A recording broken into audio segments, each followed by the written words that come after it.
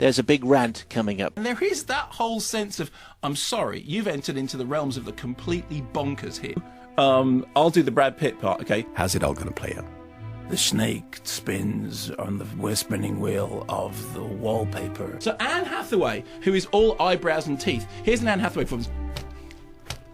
It is a movie in which Michael Bay makes his little art house movie to show us his soul, and we look into his soul and we find ourselves looking into a void-like abyss of blackness in the cosmos and it literally goes on like you have to understand. You have to understand evil is a thing which is more thingy than the thing. You think you know the thing that the thing knows, but the evil knows more of the thing. It is a horrible film. If you get what do you call it, cling film, right, and you wrapped it around your face with your fringe down, right? Yeah. That would be what Kate Hudson's performance is like. There are moments in it that are so jaw-droppingly ill-judged that you think, I can't believe this ever got through a script meeting. It is a film with the blackest heart, but not a comic black heart, just a black, gaping, void-like hole of a heart. It was rubbish. Consumerist pornography. It is an orgy of dripping, you know, just dripping wealth. It's a movie that's not funny. This is just so wrong on every possible level. It's long and baggy and quite boring. In the end, he's Zack Snyder. It's balderdash, it's badly written, badly played, historically preposterous, and then it turns into Transformers. He's Zack Snyder, you know, hey, he's Richie Potts. There's no pain. It's terribly adolescent and terribly misguided. I just felt a little part of me dying. It's much too long. It's much, much too long. I'm really fed up of the vulgarization of modern comedy.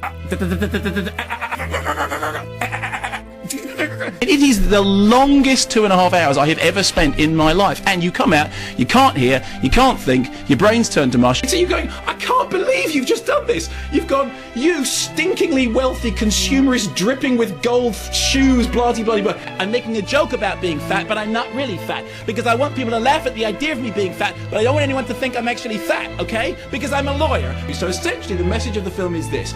Feel sympathy for people who are disgustingly wealthy and so disgustingly wealthy that they not only don't notice having a spare apartment. Michael Bay writes a letter to Projectionist. It goes like this. Dear Projectionist, you spent loads of money putting this equipment in.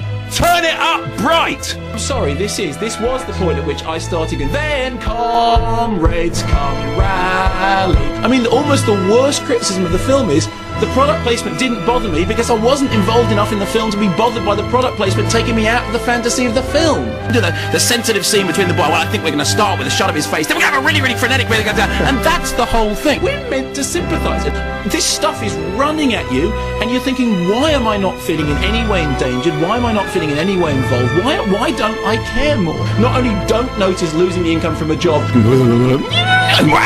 not only don't notice that one of the people that they're employing is so poor that he can only afford to go and see his wife once every 3 months. Not only that, it's just like watching Teletubbies bouncing around in a padded cell because in the end nobody really gets hurt.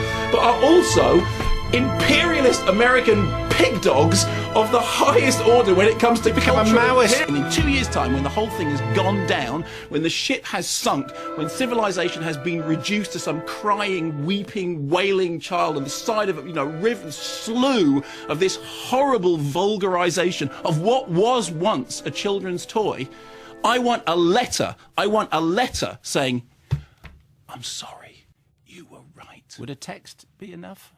No.